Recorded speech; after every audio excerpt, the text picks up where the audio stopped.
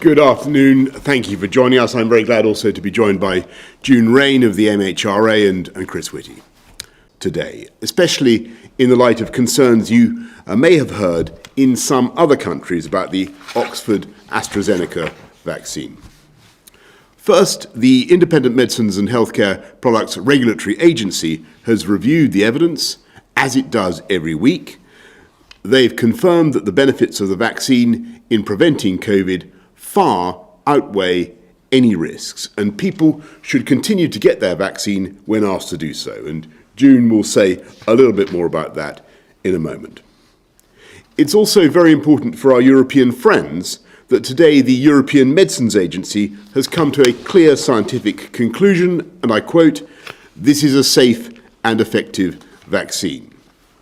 We also saw yesterday the evidence from Public Health England that a single dose of either vaccine provides 60% protection against getting COVID and reduces the chances of hospitalisation by 80% and the risk of death by 85%. So the Oxford jab is safe and the Pfizer jab is safe. The thing that isn't safe is catching COVID, which is why it's so important that we all get our jabs as soon as our turn comes. And as it happens, I'm getting mine tomorrow, and the centre where I'm getting jabbed is currently using the Oxford AstraZeneca vaccine for those receiving their first dose, and that is the one I'll be having. And let me also assure you, if you come forwards after receiving your letter, we have the jabs for you. We've always said that in a vaccination programme of this pace and this scale, some interruptions in supply are inevitable. And it is true that in the short term, we're receiving fewer vaccines than we had planned for a week ago. That is because of a delay in a shipment from the Serum Institute, who are doing a Herculean job in producing vaccines in such large quantities.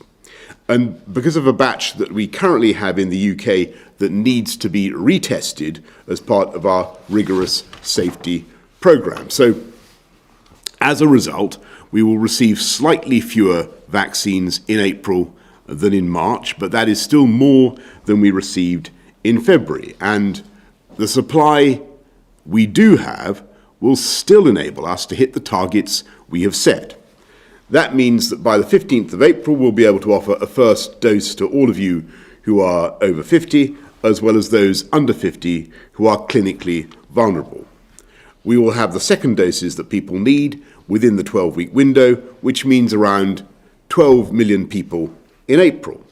And we will still offer a first dose to every adult by the end of July. So there is no change to the next steps of the roadmap.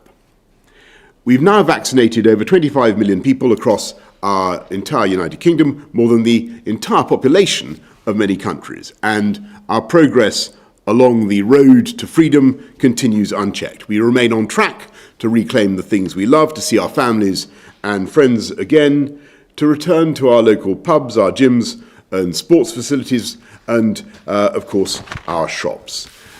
All, of course, as long as the data continue to go in the right direction and we meet our 4 tests. And the way to ensure that this happens is to get that jab when your turn comes. So let's get the jab done. Thank you very much. I'm now going to hand to June Rain. Thank you, Prime Minister, and good afternoon. The MHRA has been carrying out robust safety vigilance in tandem with the COVID-19 vaccination programme. Our role is to continually monitor safety during widespread use of a vaccine, to confirm that they're performing as expected, to identify any new side effects that arise, and to ensure that the benefits continue to outweigh the risks. We've been able to gather a large amount of data on the safety profile of the available vaccines and have done a rigorous scientific review of all the available data with regards to suspected blood clots.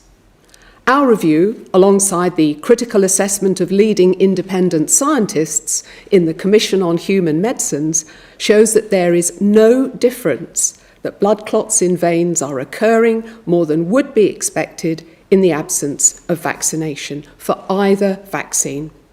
The public can have every confidence in the thoroughness of our review. We have also received 5 reports of a rare form of blood clot in the cerebral sinuses, cerebral sinus vein thrombosis, or CSVT, occurring together with lowered blood platelets shortly after vaccination with the COVID-19 vaccine AstraZeneca. This type of blood clot can rarely occur naturally in unvaccinated people, as well as in people with COVID-19 disease. A further review of these events is ongoing, but a causal relationship with the vaccine has not yet been established. And the rate of occurrence of these CSVT events among the 11 million people vaccinated is extremely rare. While we continue to investigate these cases as a precautionary measure, we would advise anyone with a headache that lasts more than 4 days after vaccination or bruising beyond the site of vaccination after a few days to seek medical attention. And we will communicate further on the outcome of this further review when it's complete. The MHRA assessed this data alongside the benefits of the vaccine in preventing COVID-19 with its associated risk of hospitalisation and death, and determined that the benefits firmly remain to outweigh the risks. So you should continue to receive your vaccine when you get the call or the second dose as soon as you're contacted. And I want to end by expressing our sincere gratitude to those who have sent reports to the MHRA and remind everyone that you can report and you should report all suspected side effects to COVID-19 vaccines through the Coronavirus Yellow Card Scheme. Thank you, Prime Minister. Thank you very much, June. Let's go to Chris. Anything to add to that? Thank you very much. Let's go to Jane from Buckinghamshire. Good afternoon. Are the UK able to provide stats to prove that the AstraZeneca vaccine is safe and therefore alleviate the current fears of blood clots in the EU? Thank you. Thanks, Jane. I'm going to pass that straight back to June and then to Chris. Yes, we can. We're committed to transparency. We publish every week all the suspected adverse drug reaction reports that we receive, and our report includes further information on any trends, and it will certainly communicate all the data and the stats around the particular issue of blood clots. Thank you. The thing I'd add to what Dr. Rains just said is firstly that all of medicine is about saying, look, what are the potential risks of the treatment? And everything that you take, every drug, every vaccine, every operation is going to have some risks, often very small, including drugs that people are very used to, like aspirin. So, for example, that can cause bleeding, that can cause a whole variety of problems. And yet we all would see that as a normal drug that people would just have in their bathroom cabinet. So all drugs have some side effects that are rare. The question is, are the benefits big enough to justify that? And what we have here, what Dr. Rain has laid out, is an incredibly small potential risk, and even this is a potential risk, not one that is certain. So 5 people out of the 11 million that have been given the vaccine in the UK so far, against the really very substantial protection that these vaccines give and that the AZ vaccine as well as the Pfizer vaccine give to people against this really common disease. And I think it's important to remind people that at this point in time we're still in a situation where the Office for National Statistics think that 1 in 270 people have got COVID. This is still a common disease, and it is a very dangerous disease for many people. People dying, people getting significant blood clotting problems, that's one of the risks of COVID, people having long-term physical and mental effects from COVID. So this is a very significant disease that is very common with a very effective vaccine, and 2 vaccines in the case of AZ and Pfizer, and real issues that we always have to think about with all drugs, but they are so much smaller than the benefits of getting the vaccine. So the risk-benefit is really strongly in favour of getting vaccinated, as the MHRA have said today, and as the EMA, the excellent European Medicine Safety Agency, has also said today. So this is a universal view. It's also the view of the World Health Organization, WHO. Thanks, Chris. Barry from Burton-on-Trent. Barry asks, in the light of the European President, the European Commission President, threatening to block the export of vaccines, how will this affect the general public who are waiting for the second dose of the Pfizer vaccine, which is produced in Belgium? Barry, thank you very much.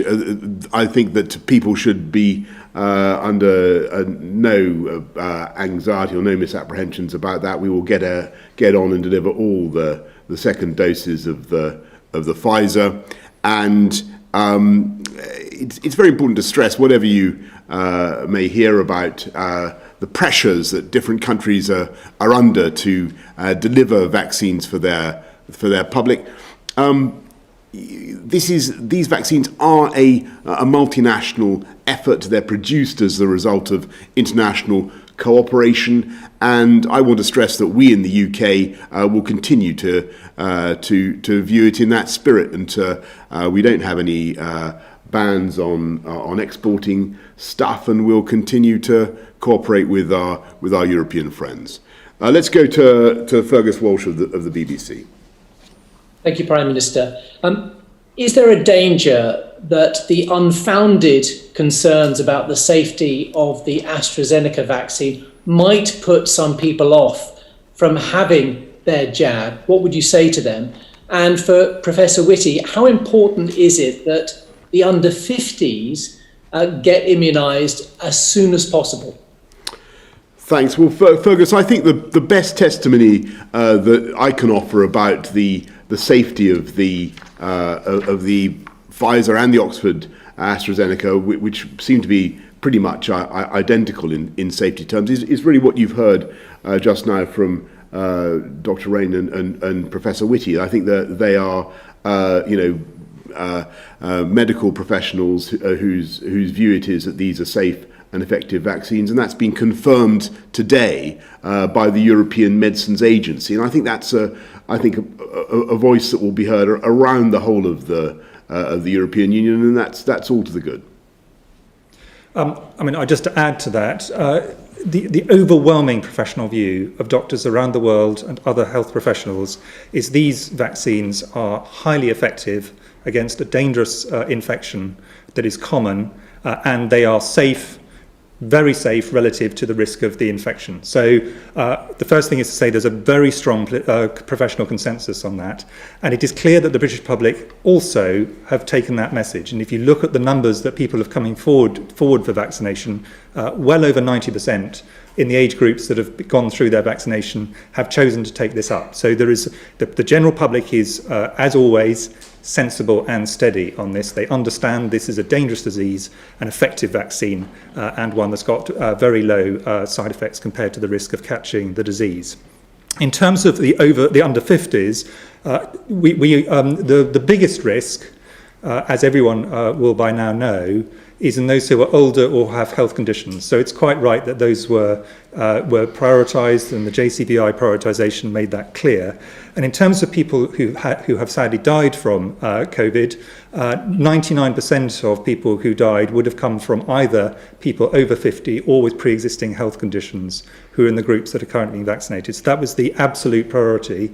And we know that a second vaccine on top of the first adds to the protection. So it is really important that people who are invited for a second vaccination come and get it, and then in particular these people in the first the JCVI groups 1 to 9, the people over 50 and with health conditions. So really important they do that. Once those are vaccinated, it is also very important we start going down the ages, because people can continue to have significant health problems in their 40s, 30s, 20s, and occasionally even younger than that. But it decreases over age, but there's still significant health problems all the way through. So it will be critical that once we got through the first group, who are the ones who are most at risk, we go on to do this protection. And it does one additional thing, which is the higher the proportion of the population are vaccinated, the smaller the risk to everybody. So by being vaccinated, someone protects themselves, and if they take the second vaccine, they protect themselves even more. But if they also have the vaccination, they reduce the risk of passing on COVID to people around them. So that's what we really want, is everyone to be vaccinated for their own protection, and if everybody is protected, that also protects everyone else in society. Thanks, Fergus. Emily Morgan, ITV. Thank you, Prime Minister. You said that there's no change to the roadmap, but you have also said in the past that we will only move to the next phase of easing of lockdown if we pass 4 tests. Doesn't this vaccine supply issue mean that we are actually going to fail the first test, which is the continued successful deployment of the vaccine? No, is I think the short answer to that. We'll be able to meet our targets in exactly the way that I described by April the 12th and by July, and that's the crucial thing. And that will enable us to get on with the steps on the timetable that we've set out. So April the 12th, May the 17th, June the 21st, we will continue all the unlockings that I've set out. If the 4 tests, as I've said, continue to be met.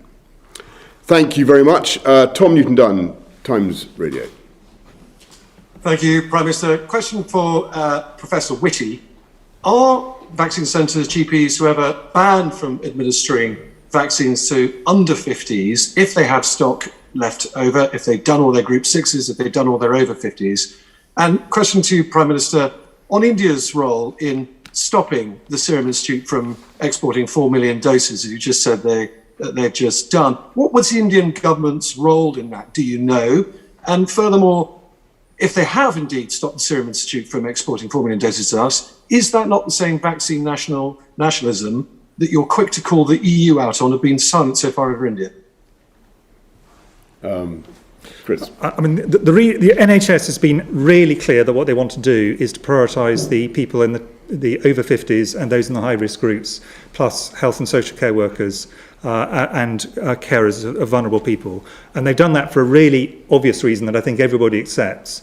And what those leading this have said, and I completely agree with this, is we must, at this point, really prioritise the possibility that we don't miss anybody, leave anyone behind, because we're racing down the ages. And just to give something, the Society of Actuaries gave some numbers on this to explain why this is so important.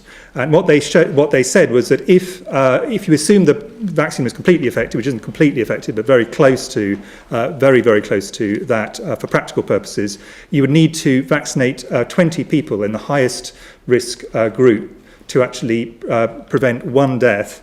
By the time we get down to the people in their 50s who are otherwise well, don't have other problems, you need to vaccinate 8,000 people to actually prevent 1 death. The point I'm making is the key priority at the moment is to find all the people who've not yet had the opportunity to be offered a vaccine in the highest risk groups, complete on that, and then we absolutely then want to go further down the ages. But that's the reason for the decisions. Yeah, and Tom, on your question about the Serum Institute of India, I want to thank the Serum Institute of India for their heroic role in producing huge quantities of vaccine, and the Indian government hasn't stopped any export. There is a delay, as I've described, as there is very frequently in vaccine rollout programs. But this is, believe me, by no means the end of the story of the UK's relationship with the Serum Institute of India, and we hope to make further progress over the weeks and months ahead. There is a huge amount of work that we want to do together, and this is just the beginning. Thanks very much, Tom. I think you wanted to come back on something. Do you want to come back there, Tom? Very quickly, yeah. Yes. Is the Indian responsible for that delay, if not a ban? Have the Indian government delayed that export? No. There is a delay, as there often is, caused for various technical reasons, but we hope, as I've said, to continue to work very closely with the Serum Institute of India, and indeed with partners around the world, including on the European continent. So this is a big international effort. We're going to continue as the UK to be global in our outlook, as you would expect us to be. Steve Swinford, The Times. Prime Minister, you've previously called for an amnesty for migrants who are in the UK illegally. How comfortable are you with the idea of sending asylum seekers overseas for processing? And Professor Whitty, the latest figures suggest that just 1 in 16,000 tests on school children have come back positive. How confident are you that we'll be able to proceed with the easing of the lockdown on April the 12th? Steve, the first point about the illegal immigration into the UK is that, and you're perfectly right. I think when people have been here for a very long time and haven't fallen foul of the law, then it makes sense to try to regularise their status. But that actually is pretty much what already happens under the existing rules. But when it comes to what the Home Secretary was setting out, I want to be clear. The objective here is to save life and avert human misery, because people are crossing the channel who are being fooled, who are being conned by gangsters into paying huge sums of money, risking their lives. People have died trying to make this crossing, and it is a deeply repugnant traffic that we need to stop, and that's why the Home Secretary has set out the tough series of proposals that you've seen. But the objective is a humanitarian one and a humane one, which is to stop the abuse of these people by a bunch of traffickers and gangsters. That's what we're trying to do. Thanks very much. I was asked on schools, PM. Sorry, Chris. Schools. On schools, just 3 points to make. The first of which is a huge thank you to teachers and other school staff who have done a really terrific job in making it as safe as possible for all children to come back, and remembering, of course, that children are not the group who are heavily affected by this infection, but they are important potentially in the transmission. And what they're doing in the schools is really going to benefit the students, the staff, and wider society. In terms of, we are expecting that schools going back will put some upward pressure on R. We've said that right from the beginning. That was an accepted thing that is likely to happen. But the roadmap was planned with that possibility absolutely in mind when the Prime Minister announced it. And what he also said, and this is just reiterating what he said, was he wants, and ministers want, to be based on data, not dates. And we have not yet got to the point we can see the full impact of the schools being open again. And therefore, what we will need to do is to re-look at the data once it comes in. But it takes a while for the data fully to reveal itself and to be properly analysed in a way that the Prime Minister and other ministers can make a decision. So it is important that we stick to this data, not dates approach. But there's nothing at the moment that is flashing red lights beyond what you'd expect, which is, of course, when there are schools open, there is slightly greater possibility of transmission. We'll just have to see what the data show. Thanks. I should just say, Steve, on schools, I was actually at a primary school in my constituency today, and the feeling there was they were so glad to be back. It was obvious from what all the pupils said, and I want to echo what Chris said. I want to thank all the teachers who've done an amazing amount of work getting their schools ready. All the parents who put up with lockdown for so long and worked so hard. And I think I'm right in saying that the attendance today is actually higher than we would normally expect it to be at this time of year, and it was very, very good to see the enthusiasm for being back at school and the steps that schools are still taking and rightly taking to ensure that it's COVID secure. Mesa Hall of the Express. Thank you, Prime Minister. If I can ask Professor Whitty, have you seen any evidence that the suspension of the Oxford vaccine in some European countries has had any impact here in terms of people not turning up for appointments or perhaps asking for an alternative if they do? And Prime Minister, next week is the anniversary of the start of the first lockdown. I think you've said that you'll privately observe a minute's silence, as the Marie Curie charity has asked people to do. Should we see it as a national day of commemoration for those that we've lost in this pandemic? And have you given any more thought to a permanent memorial to them? On the question you asked me, I mean, there are anecdotal reports which I'm sure will be accurate that in some places a few people have not turned up immediately after they heard the news. I suspect a lot of them will think about it, see the very reassuring data that the MHRA has given, that Dr. Rain laid out earlier, the very reassuring points that the World Health Organization made, the very reassuring things that the European Medicines Agency made, and the overwhelming view of the medical and nursing and other health professions. And they will realise that this is something that, having had a pause for thought, they want to do. But the numbers were very small who did that. Actually, almost record numbers have been going through in terms of numbers of people taking up the vaccine. Overall, there is no evidence of a significant problem that people do not want vaccination.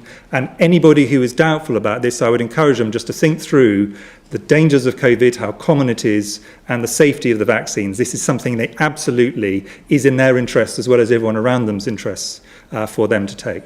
Yeah, and Mace, on the anniversary, of course, I'll be marking it, as I'm sure millions of others will around the country. And on the idea for a national memorial, yes, we will certainly be pursuing that, and a lot of good suggestions have already come in, and you'll be hearing more about that in due course.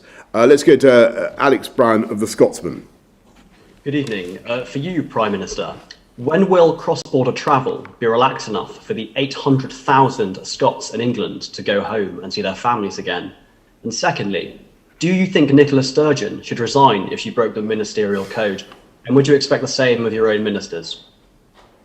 Well, Alex, I hope very much that we'll be able to move around as one United Kingdom according to the timetable set out on the roadmap, and I hope that everybody will show common sense in application of the rules around the country. And as I've said earlier on, there's no change to the roadmap as a result of anything to do with the vaccine rollout, which continues well. And I think your second question was an attempt to get me quite properly to get me to comment on something which I think is properly and rightly left to the Parliament in Scotland to address and to the Scottish electorate. Okay, everybody, thank you very much. Thank you. Da oggi c'è una soluzione facile e completa. In un'unica piattaforma puoi trovare news, informazioni, comunicazioni istituzionali, locali e nightlife, shopping e delivery, eventi e guide turistiche, ticket e molto altro ancora. Disponibile per smartphone, tablet e PC. 1000 soluzioni, un'unica piattaforma. COMPLITALY.